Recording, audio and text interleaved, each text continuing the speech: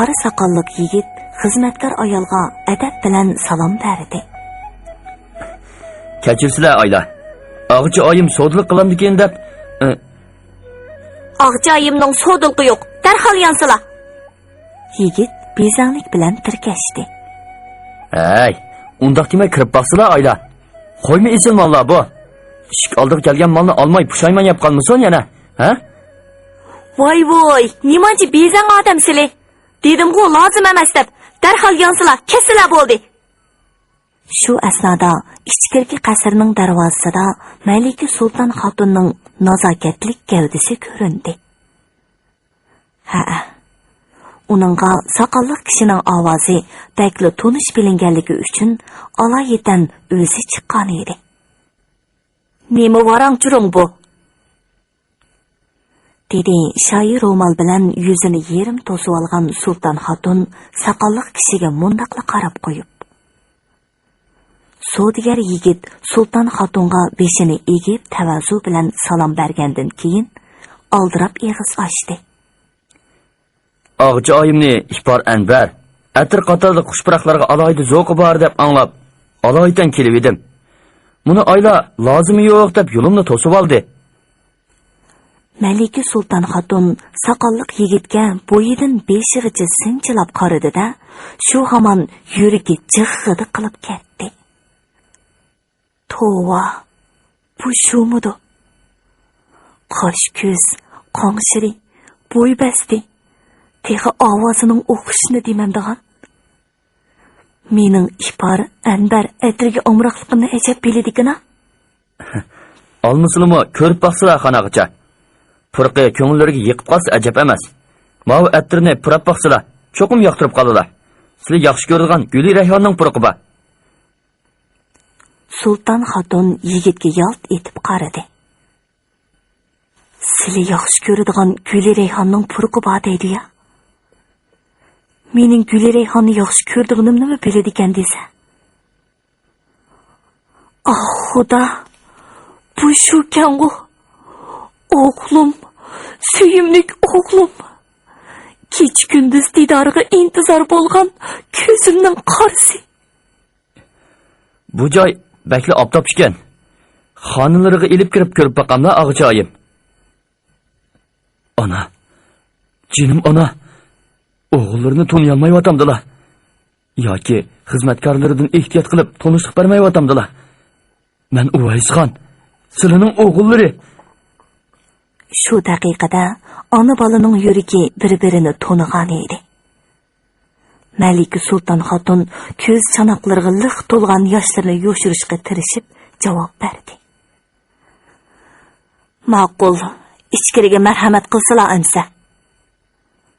Havoxonaylar o'zlar berib ishlarni qilaversinlar. Xo'sh. Xizmatkor ayol Sulton og'jiga cho'nqur bir salom berib o'tgandan keyin sirtqa qarab mangdi. Shahzoda Uvaysxon ichkiri qasrga kirib, enligiga chaplab olgan soqolni so'yib elib-da, onasiga egilib turib salom berdi. Assalomu alaykum ana. Salomat turdingmi? O'g'lim, jigirim. Malika Sulton xotun o'g'lini bag'riga bosqinicha o'pkidab yig'layotdi. Onasining oldida yosh to'kishni yigitlik subatiga munosib ko'rmagan shahzoda Uvaysxon chaniqiga liq to'lgan yoshni to'xtatib oldi. Yolg'iz keldingmi o'g'lim? Yo'q. Yana ikki hamroyim bor. Ular nerede qoldi? Bu chaqqa karvonsaroyga ketib bo'lgandi. Boya qasrning eshigi oldida qolgan. Billa elib kirsili bo'lmasmi deb alam. Har holda ehtiyot qildik. Men qasrdan potli yenib chiqmasam, ular saroyga yong'och turadigan bo'lgan. Haras, singlim Sulton xinim bilan Maxtumsulug xinim ko'rinmaydi-ku. Singillarni boya Mirza Xivirbekning qizi chaqirtib mab avatib tikan, shularning qasriga ketdi. Igichi singil ikkisi billamikin, yilg'ichi kelib qala. Bir necha oydan beri xat xabarlari bo'lmagandan keyin ko'p ansirdim o'g'lim.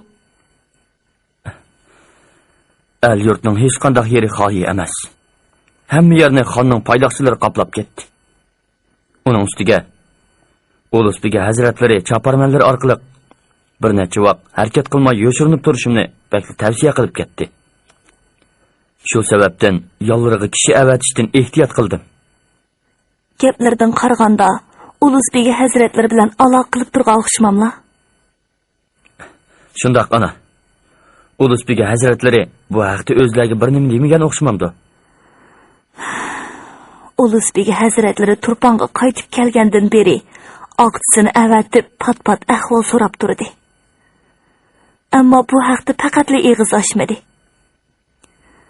Ko'nglidagini osonlikcha kishiga bilindirmaydigan u odamning nima muddasi barkin tong bilolmadim.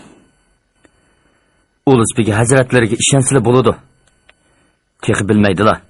Hozir mening yonimda Ulug'bekning navrisi Said Ali olib bor. Ol baxti Qora Amirzoda Samarqand Mirzo Ulug'bekning zindonida emasmidi? Qandoqsiga? O'tgan yili Ulug'bek hazratlari Xo'ja Sharif isyonini besiqtirish uchun Qashqarga jazo yurish qilganda Said Ali olibmi tutqunlikdan qochib Samarqanddan Oqsuga kelgan ekan. Ulug'bek hazratlari uning qaytib kelganini hech kimga bilindirmay mening qishimga avatibdi. Shuningdan beri menga hamroh bo'lib turyotdi. Sizlarga avatgan xetimda bu ahvolni deymo degan. Lekin navoda xat xufiya paydoqchilarning qo'liga tushib qolsa, sir oshkorlanib qolmasin deb yozmagan edim. Amirzodam Said Ali olib sizlarga hamdam bo'lib yonlarida turgan bo'lsa, texim xotirjam bo'ldim. Amirzoda haqiqatan fazilatlik, esil yigit bo'lgan. O'tiranglardagi do'stlikmi bek cho'nqur edi.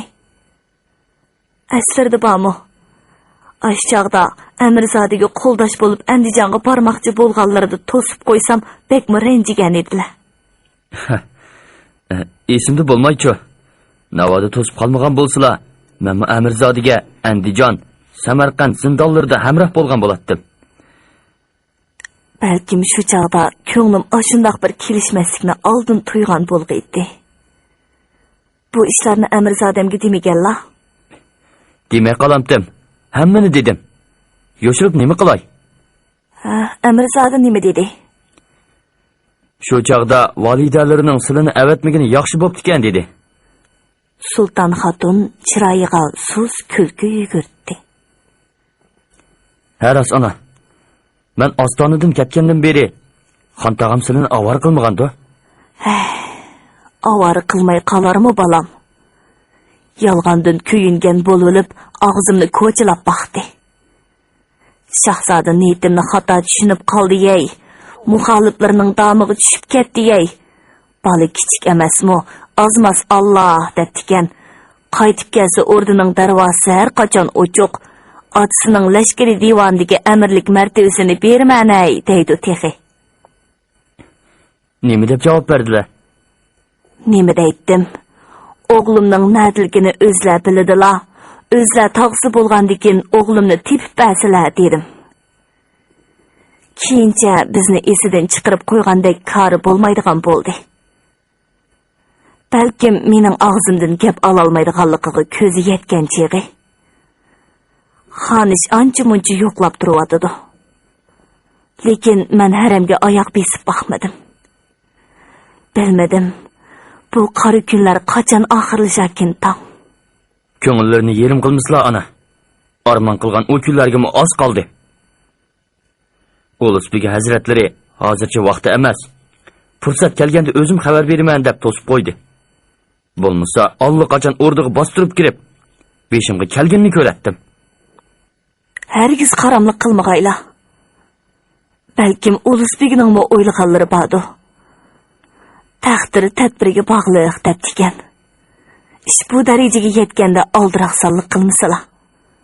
Bu ishda g'alaba qilishga bo'ladi-ki, sinhar mag'lub bo'lishga bo'lmaydi. Sulton xotunning so'zlari siyliq, ammo vazillik edi. Onaning ko'nglidagini to'liq tushungan shahzoda shu topda buning buyruq farmon ekanligini obdan biladi. Ona bola bir baz jimib qilishdi. Aras. Mühim bir ishni unutug'li tas qaptiman. Samlarga soladigan maslahatim bor edi. Qani daversilar. Singlim Uz Sulton xonimni ilib ketaymikin deyman.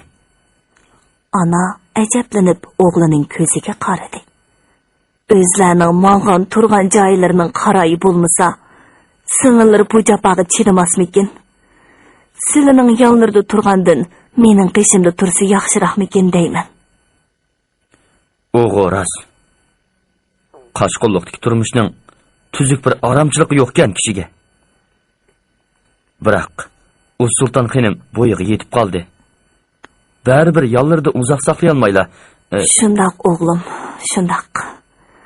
Qiz bola talaning odami deydigan gap bor. Yelimo elchilarning bosh og'riqidan qutula olmayapman.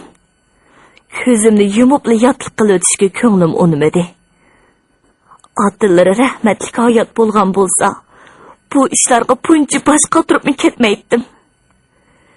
Hech bo'lmaganda dod yo'lliq aksi ustida turmasa, to'ydek bo'lamdi deysilar. Ana ko'ngli buzilgan holda ko'ziga yosh oldi. Shahzoda Uvaysxon bir oz sukutdan keyin yana eg'iz ochdi.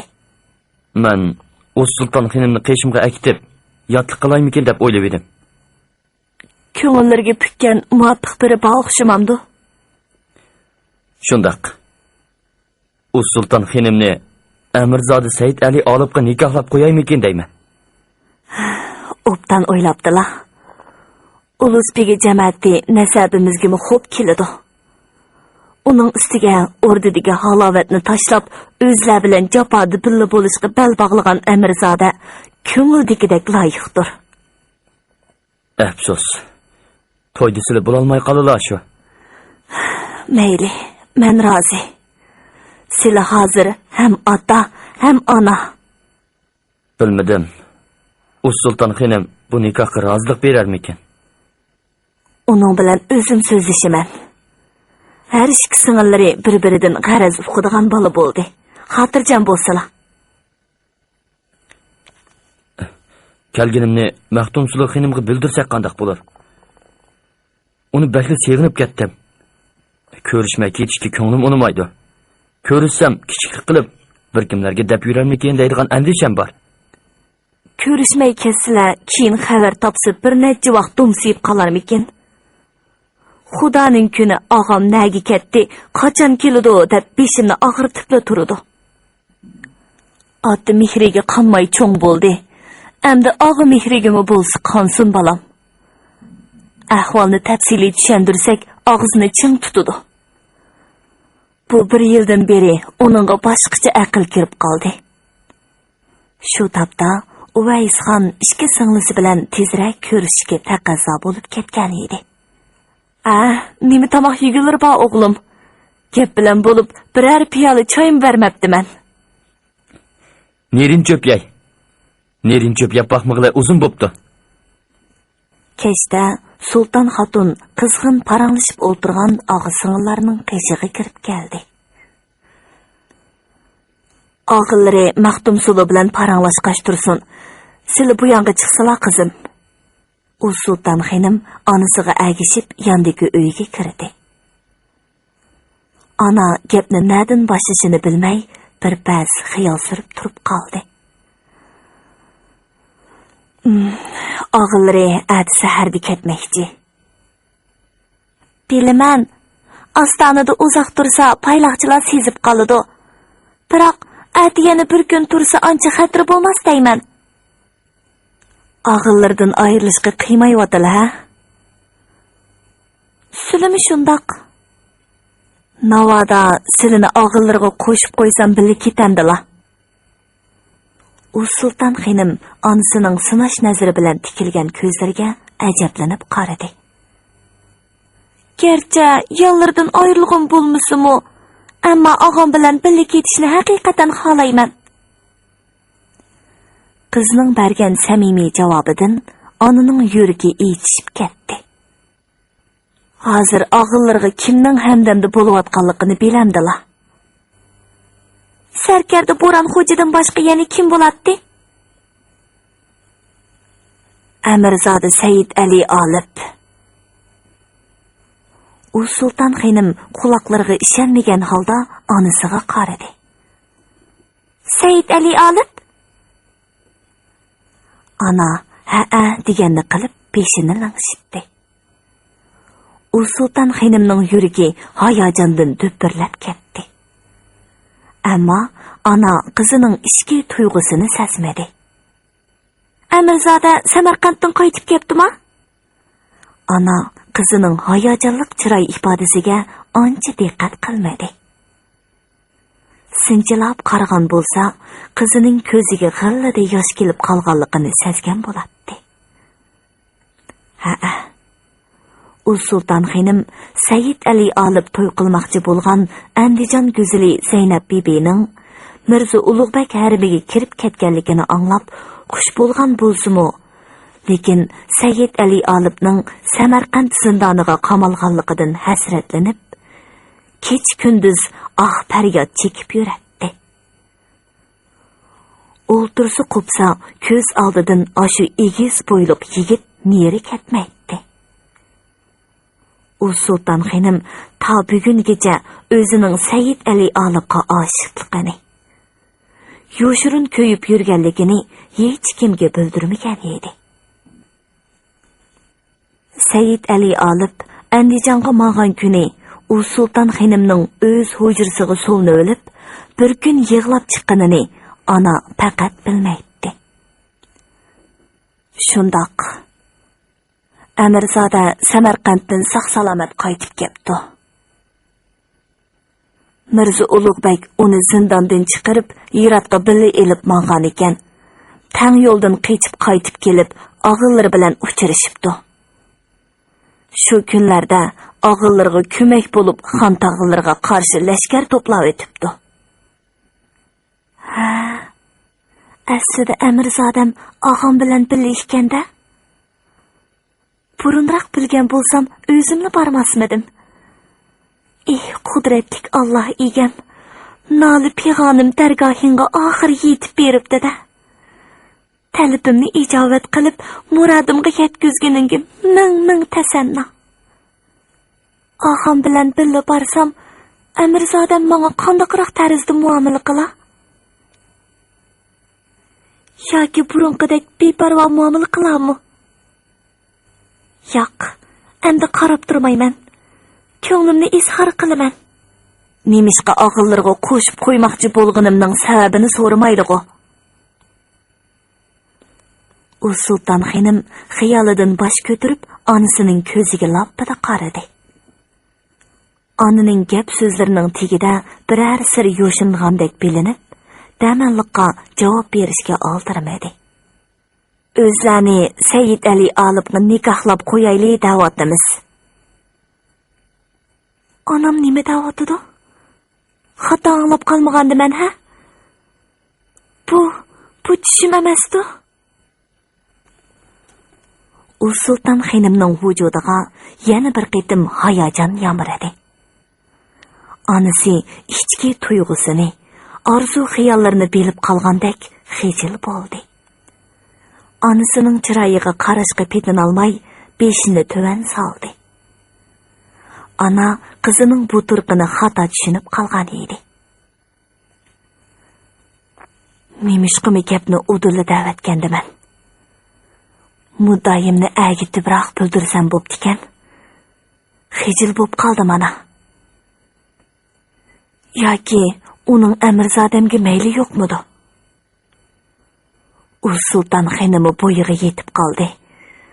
Boshqacha xiyoli bo'p qolsa, yo'q, undoq bo'lsa bo'lmaydi. Uni cho'qim Amirzodiga yotliq qilaman. Amirzodi Said Ali Olib, fazilatli esil yigit. Balkim bu nikoh ishi sizlarga tasoddifiy tuyulgandi. Qiz cho'ng bo'lsa, homini yotliq bo'ladigan gap. Lekin nasabi esil undoq yigitni topmoq tas.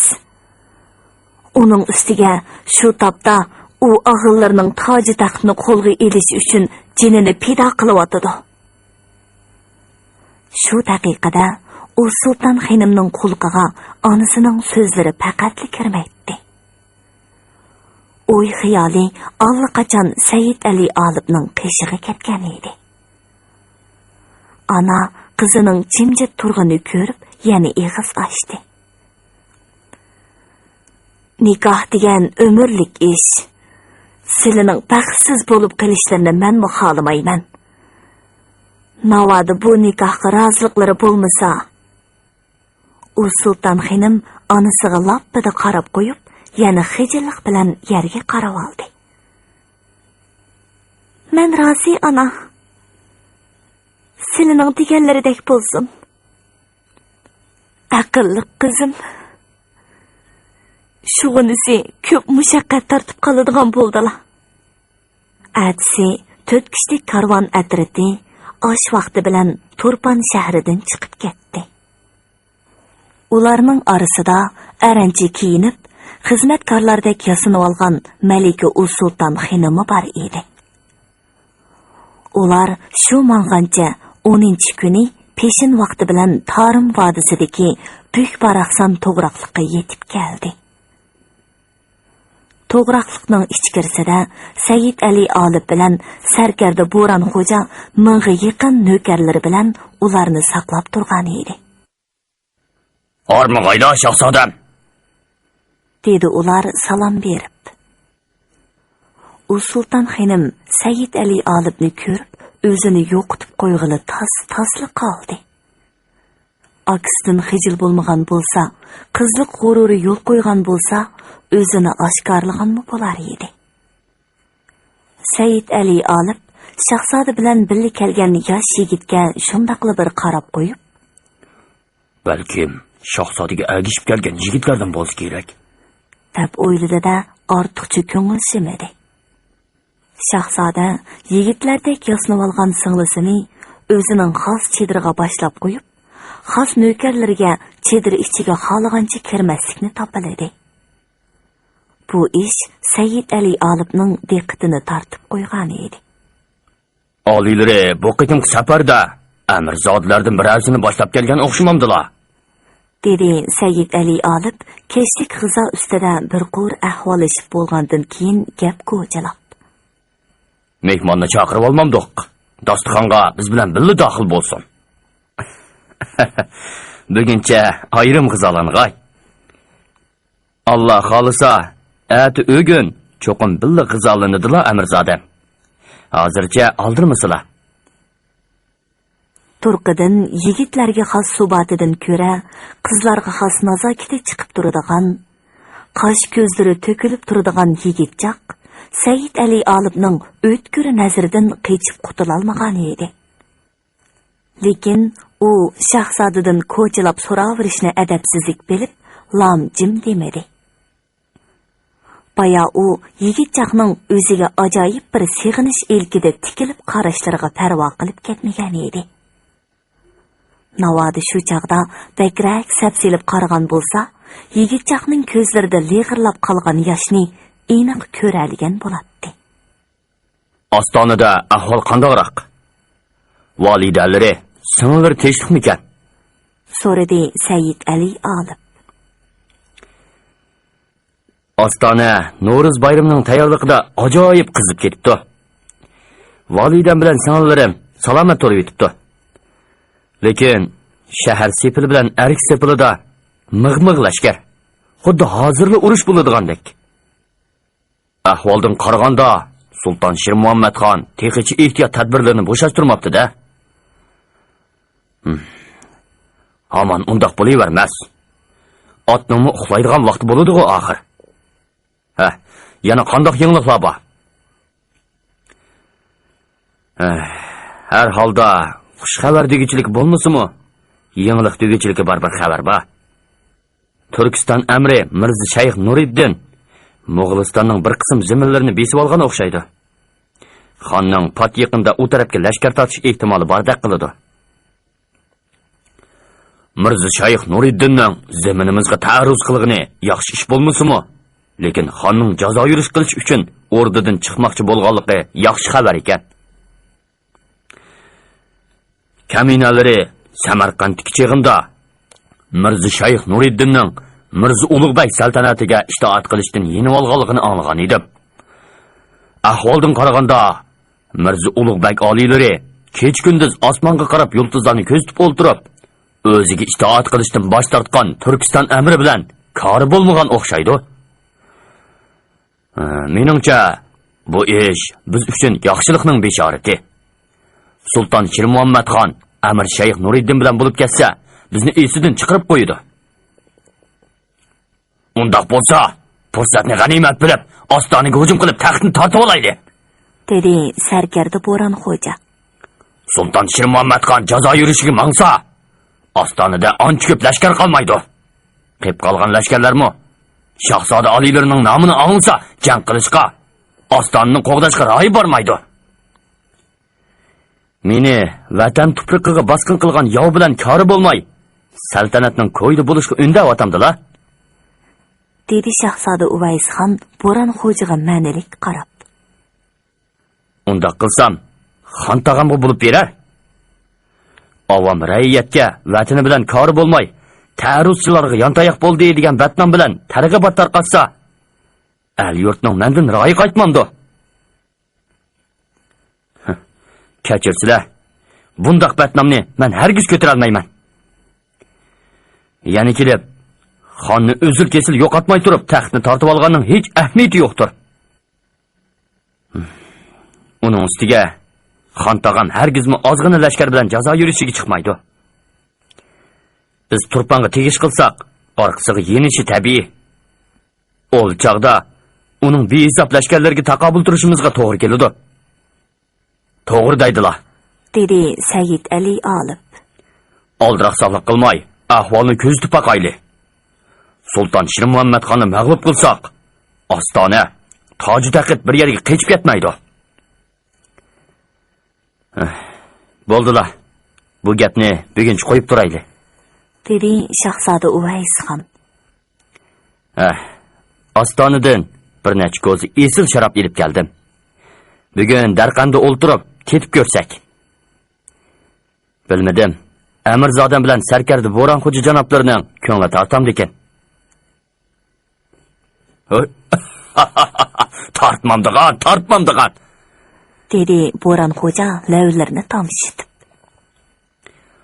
Bizgimi turponning esil sharoblarini tetib boqmag'ili 2 yilcha bo'lib qopti, dedi Sayyid Ali olib. Xizmatkorlar 2 ko'zi musallasini elib kelib, jamg'u quyishga boshladi. Ikkinchi ko'zining og'zini ochganda, ular o'ptali kayib bo'lishdi. Nökerlari orasidagi sozandi yigitlarning aytgan muqomlariga asir bo'lib mo'nglanishdi.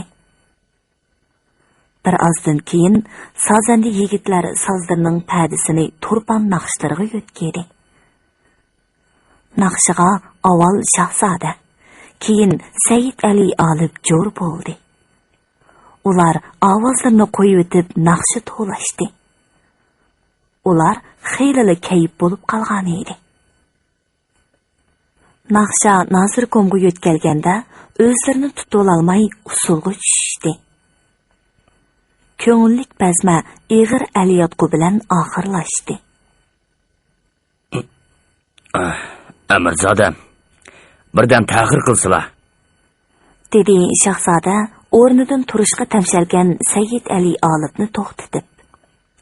2 ig'iz mo'ngdishayli. Sarkarda Bo'ron xo'ja naqshi usulga qaytilmay o'ltirib sharob ichib, xeyli mast bo'lib qolgan edi.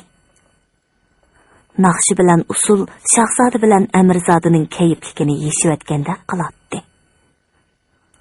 Ular yiqilib tushgan qeyri to'g'roqning ustida o'ltirishdi. Shahzoda Uvays xon bir pas xiyol surib olgandan keyin beshini ko'tarib do'stiga qaradi. O'ylangilari bormi, Amirzodam? So'radi u gap agitib o'ltirmayla. Sayyid Ali olib miyiqida kuldi.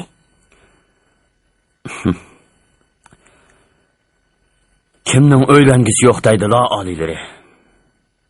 Demakliklarimizning birar 2dan farzandi bo'lib bo'ldi shu turqida. Öylengimiz bolsumu, nemi amaldaydılar?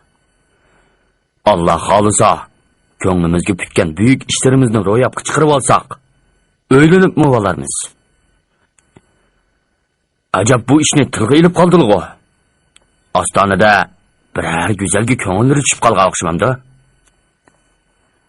Shahzoda Uvaysxon xirildab kuldi. Gapni menga burimizlar, Amirzodam. O'zlar menga og'i yo'lliq. Agal o'zlarini o'ylab qo'yib, andin o'zimning ishni o'ylashiman. Ko'ngil yorlarini tatlab qo'ysam-mo deb beray. Heliqi Andijon go'zali ko'ngillarda helimi bormi? Said Ali olib kecha qo'ynida qoriyib ko'ringan to'g'roqlar orasidan bir narsani izlayotgandek bir necha daqiqa qarab turgandan keyin javob berdi. Yurakka o'rnab ketgan ishq o'tini o'chirmak uncha oson emas. Lekin ko'kdagi harorat yo'q yulduzdan yenimizga yelinjab turgan cho'g'ning afzalligini bilgichiligimiz bor. Ol Andijon go'zali ham tatliq, ham qabohatlik bir tushdir xolos. Amisa o'ylanib qolsalar, mahbubalarga chin yuraklardan ko'ngil beralarmi? Shahzoda Uvaysxonning sinash nazari bilan tikilgan ko'zlariga Said Ali olib dadil qarab turib javob berdi. Halol nikohlab olgan xotinimizga ko'ngil beramisak, zinhor o'ylanmaymiz. O'ylangan ekanmiz, albatta ko'ngil beramiz. Chunki Alloh egam xotin kishini er kishi uchun yaratib, ularni bir-biriga mehr berishga amr qilgan. Uni amrimizga olgan ekanmiz. Chin yurtimizdan ko'ngil berish, ko'yinish, asrash, qo'g'dash majburiyatimiz bordir. Unda qilolmagan odamni erkak sanamısımı bo'ladi? Shahzoda Uvaysxon do'stining javobini anglab, rozimanlik bilan beshini langsitdi. Navoda o'zlarini o'ylab qo'yay desam, rozilik beradimi? Said Ali olib shahzodaga taajjub bilan qaradi. Bugungacha o'zlarini posibonim hisoblab kelyapman. Shundoq ekan, kaminalari otgan o'qlardirman xolos. Ko'ngillarga zinhor shak tushmasinki, nagi challab otsalar, shu yerga dal tegiman. Shahzoda mamnunlik bilan kuldi. Undaq bo'lsa, tayyorlik ko'rsizlar. Peshin namozdan keyin to'ylar bo'ladi, ha? Said Ali olib endi hayronligini yo'shira olmadi. Sharobning ta'siri tarqamagan bo'lsa, chaqchaq qilayotmaydiganlar, ha, oliylari. Uvaysxon tamkinlik bilan so'radi. Sizlarchiman hozir kayib bo'lgandek turamdiman. Yo'qsa, intayin sagak ko'rinadilar. Nikoh ishida Amirzodamning yuragining ig'ir yolg'onligini bilaman. Dedi Shahzoda Uvaysxon vazmin ohangda so'zlab. Shunga har qancha chaqchaq qilgan bo'lsa-mu, nikoh ishlariga chaqchaq qilishga zinhor tilim bormaydi. O'zlarining ko'ngil xushliklari mening shodligimdir. Bu do'ram ostonadan o'zimcha bosh-boshdoqlik qilib, nihoyatda nozik bir gulni cheklarga qisib qo'yish uchun ilib keldim. Bilmadim, qabul qilishga maylilar bormikin? Said Ali olibning vujudiga gurrida hayajon o'lashdi. Shu topda shahzodaning vujudidan do'stlikning emas, bir qo'rsoq inining qarindoshlik mehrni sezayotdi. Oliylarining bu himmatiga rahmat deyishdan o'zga choram yo'qdir.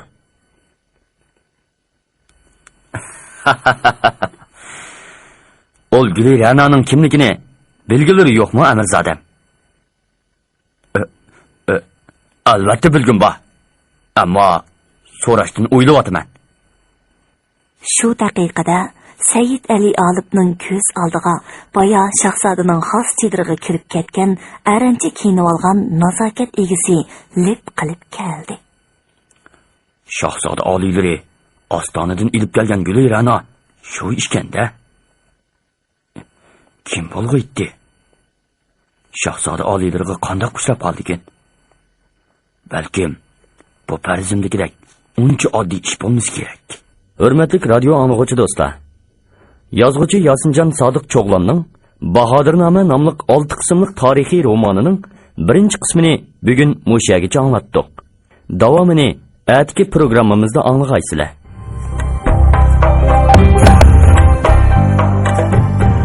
Shahzoda oliylarining himmatiga tashakkur. Menga ko'rsatgan bu mehr shafqatlarini bir umr esimda tutaman. Almisaqdan tortib, hech kim to'ychini ov g'animatlari bilan hozirlanmagan bo'lg'iydi. Turkiston qanchalik bir yer edi. Qudratli lashkarlarimizdan bir pashvoyig'imi yaramaydi.